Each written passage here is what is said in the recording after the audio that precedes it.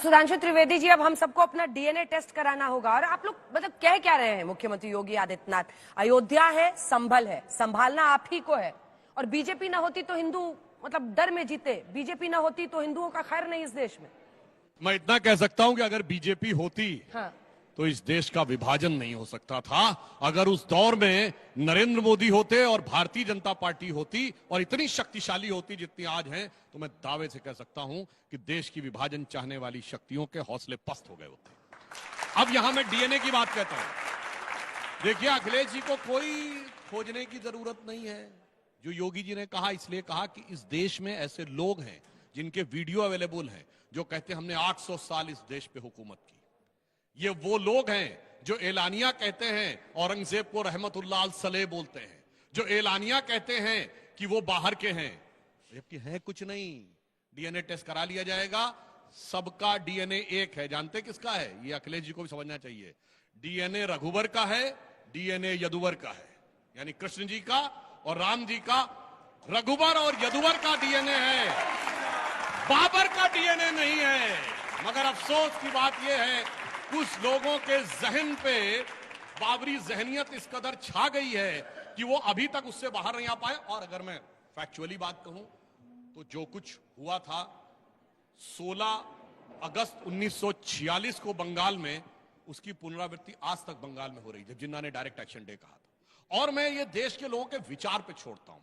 लोग कहते हैं ना 80% इस देश में हिंदू हैं, उसके बाद भी हिंदू धर्म को गाली देने वाले, वायरस और कोरोना कहने वाले लोग चुनाव जीतते हैं। मैं चुनौती से कहता हूं, एक कॉन्स्टिट्यूएंसी बताइए जहां 80% मुस्लिम हो और मुस्लिम धर्म के बारे में अपशब्द तो छोड़िए, एक लाइन चू या मुंह बोल के भी जीत जाए तो मुझे बता दीजिए। लेकिन एक बात बताइए ना, बांग्लादेश और संभल एक कैसे है? वहां पर तो मोहम्मद यूनुस है बांग्लादेश में, यहाँ पर तो योगी आदित्यनाथ है। काहे हो रहा है? हाँ, मैं बता रहा हूं क्यों हो रहा है। आपको बताया कि बांग्लादेश के जो अमेरिका में एक बड़े प्रसिद्ध विख्यात और कुख्यात पत्रकार हैं मुशर्रफ हसन अंसारी, जो हमेशा भारत के खिलाफ करते रहते हैं बात। उनके साथ किसकी फोटो है सेल्फी में? परम आदरणीय सम्माननीय कांग्रेस के श्री राहुल गांधी जी की। तो कनेक्शन तो है। और दूसरा बताता हूं, चुनाव हुआ 2024 का, चुनाव तो भारत में हो रहा था। कांग्रेस के नेता शशि थरूर ने बांग्लादेश के अखबार डेली स्टार में आर्टिकल लिखा, शीर्षक क्या था? Modi has to go. भाई, चुनाव भारत में हो रहा था, बांग्लादेश के अखबार में क्यों लिख रहे थे? मगर शशि थरूर जी बहुत बुद्धिमान व्यक्ति हैं, हवा में थोड़ी लिखे थे। जाइए चेक करिए 2024 में सबसे बड़ी जीत किस कॉन्स्टिट्यूएंसी में हुई है। असम की धुबरी सीट पर कांग्रेस के रकीबुल हसन 10,25,000 से जीते हैं, राहुल गांधी जी 3,62,000 से जीते हैं। और असम में जाइए, धुबरी को मिनी बांग्लादेश कहा जाता है, जहां बांग्लादेशी घुसपैठियों की सबसे ज्यादा संख्या है। धुबरी, बरपेटा, करीमगंज, वहीं सबसे बड़ी जीत। तो समझ जाइए क्यों लिखा था शशि थरूर ने आर्टिकल और क्यों खिंचवाई थी फोटो राहुल गांधी ने। अब समझ में आना चाहिए क्यों बोला है योगी जी ने। अनुराग जी, हिंदुत्व का जो आक्रामक रूप योगी आदित्यनाथ ने धारण किया हुआ इन दिनों, बटेंगे तो कटेंगे से लेकर बांग्लादेश, डीएनए, जिन्ना का जिन, ऐसा लगता है कि अखिलेश यादव बस उसका जवाब देते फिर रहे हैं हर जगह। पहले बटोंगे तो कटेंगे के 10 उन्होंने नारे गढ़े, उसके बाद से अब ये जब वो कह रहे हैं तो कह रहे हैं हमारा डीएनए टेस्ट करा लीजिए। उनकी क्या स्ट्रैटेजी है काउंटर करने की? वो तो चाहते हैं कि हिंदू एकजुट हो, जाति पर ना बटे, उनको वोट मिले, वो सीट जीते। अखिलेश बाबू क्या कर रहे हैं? आप कंपेयर करते हो संभल को बांग्लादेश से। संभल हिंदुस्तान का हिस्सा है, संविधान ने अधिकार दिया है, यहाँ का हर व्यक्ति हिंदुस्तानी है और उसका बराबर का अधिकार है। कोई व्यक्ति चाहे संभल का रहने वाला हो चाहे नोएडा का रहने वाला हो, उसको उतना ही अधिकार संविधान ने दिया है जितना और लोगों को है। आप उसको कंपेयर बांग्लादेश से करना चाहते, क्यों पता है? क्योंकि ये रोजगार पे नहीं बात करना चाहते। वहां छात्र धरना देता रहता है यूपीएससी के सामने, लगातार मांग करता रहता है यूपीपीसीएस के सामने, तो लाठियों से दौड़ाते हो। आज बिहार में भी धरना दे रहा है स्टूडेंट, उसकी लाठियों से स्वागत करते हो।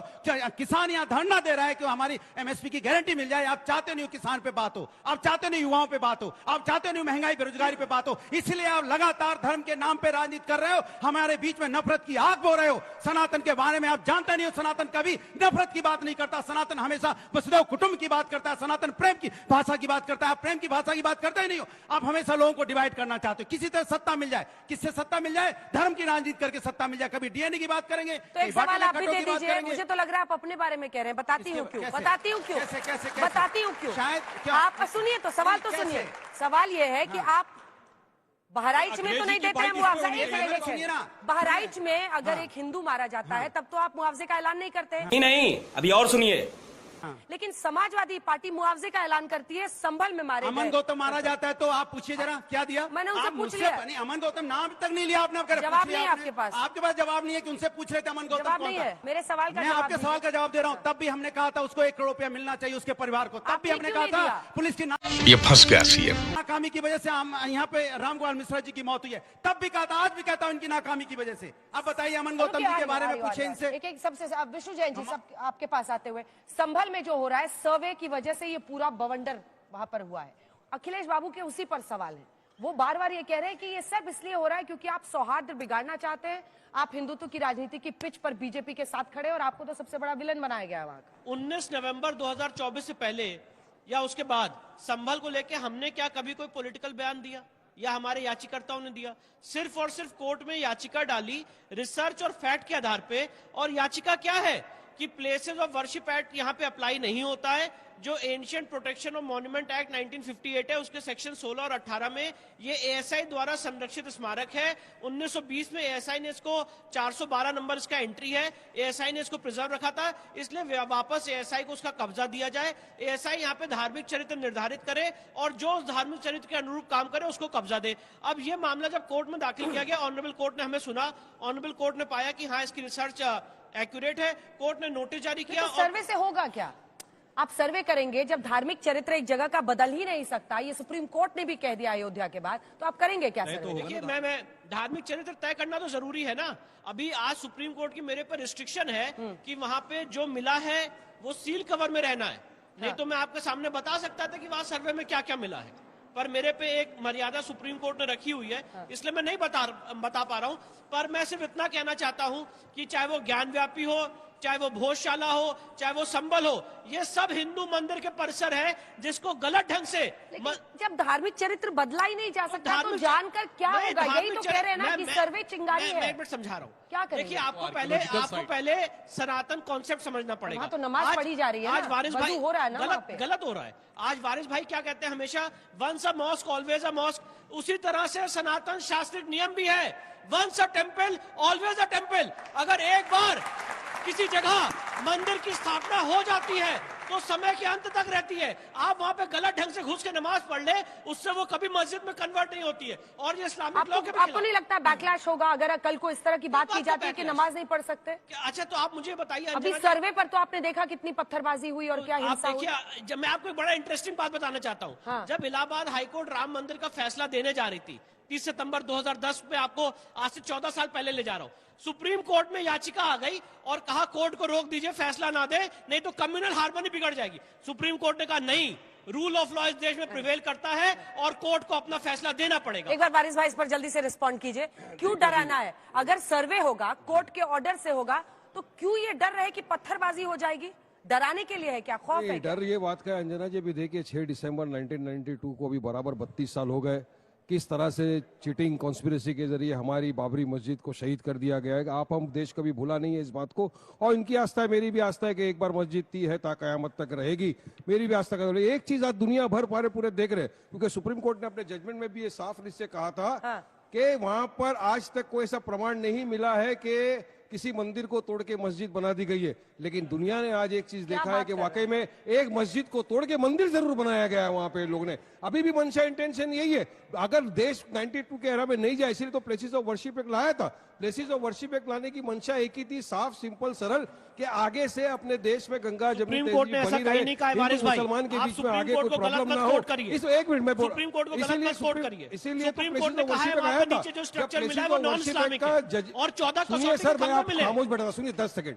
ज्ञानवापी पे वसू खाना हमारा सील कर दिया। अब संबल के अंदर आपको सर्वे करने की क्या जरूरत है? आपने कहा एएसआई प्रोटेक्टेड मॉन्यूमेंट है। अरे वो एएसआई का भी जो आर्गुमेंट हो चुका था प्लेसेस ऑफ वर्शिप के टाइम पे, कोई जरूरत नहीं थी। आप गए 19 को सर्वे किया। संभल, अयोध्या, बांग्लादेश, डीएनए एक है, क्या है ये? योगी जी क्या बता रहे हैं? देखिए अंजना जी, पहली बात तो ये है कि डीएनए 2 तरह के होते हैं। एक होता है बायोलॉजिकल, एक होता है इमोशनल। थोड़ा ऊंचा तो जो डीएनए की जो डीएनए का जो बहस हो रही है, तो मुझे लगता है कि भावनात्मक भी एक डीएनए होता है, जो जिसे विचारधारा भी कहते हैं। तो मुझे लगता है योगी जी जो हैं उस विचारधारा पे बात कर रहे हैं, बायोलॉजिकल डीएनए की बात नहीं कर रहे हैं, नंबर 1। दूसरी बात, संभल, बहुत गंभीरता से आप बहस करा रही हैं, बहुत ही इंपॉर्टेंट इशू है। संभल एक बहुत ही पौराणिक और ऐतिहासिक स्थल है, क्योंकि हमारे शास्त्रों में यह लिखा है कि भगवान का अंतिम अवतार संभल की पावन धरा पे कल्कि के रूप में अवतरित होगा, ये लिखा है। श्रीमद् भागवत के 12वें स्कंद का मैं श्लोक पढ़ के सुनाता हूं कि संभल ग्राम मुखस्य ब्राह्मणस्य महात्मना भवने विष्णु यशस्य कल्कि प्रादुर्भविष्यति। तो ये बड़ी उद्घोषणा है कि संभल में भगवान का अवतार होगा। तो क्या किया जाए मतलब? नंबर 1 सुनिए, करे क्या वहां? मैं बताता हूं क्या करना है। कुछ नहीं करना, अभी सब अपने आप हो जाएगा। जहां भगवान आता हूं सब अपने आप ठीक हो जाता मस्जिद है। रहने दो। नहीं, मैं ये नहीं कह रहा। अब दूसरी ना, अरे भाई वारिस मस्जिद रहने दो, भाई, नमाज वारिस भाई होने मेरी दो, बात होने सुनिए, दो, वारिस भाई बंद मेरी करो। बात। अंजना जी बहुत गंभीर विषय। वारिस भाई बहुत गंभीर विषय। जिस तरह अयोध्या भगवान श्री राम की अवतरण स्थली है, जन्मभूमि है, मथुरा भगवान कृष्ण की जन्मभूमि है, उसी तरह संभल भगवान के होने वाले अवतार श्री कल्कि की जन्मभूमि है, अवतरण स्थली है। ये हमारे पुराण में लिखा है। विष्णु जैन ने तो आज दावा पेश किया है, ठीक है, मैं आज हूं, कल आप हैं, परसों नहीं रहेंगे, हम नहीं रहेंगे एक दिन, लेकिन जो इतिहास है वो कभी नहीं मिटता है, और जो शास्त्र हैं वो नहीं मिटेंगे, शास्त्र हमेशा रहेंगे। अब हम ये नहीं कहते, सुनिए, सनातन में मस्जिद तोड़ के मंदिर बनाने की अनुमति नहीं है, लेकिन इस्लाम के अंदर भी मंदिर तोड़ के मस्जिद को जायज नहीं ठहराया गया है। किसने बनाया बताइए मेरे को। आप बाबरनामा लेके अंसार रजा साहब, 1529 अंसार का रजा 2024 में आप बता रहे हो अंसार सब रजा बातें। साहब, इसका जवाब दीजिए।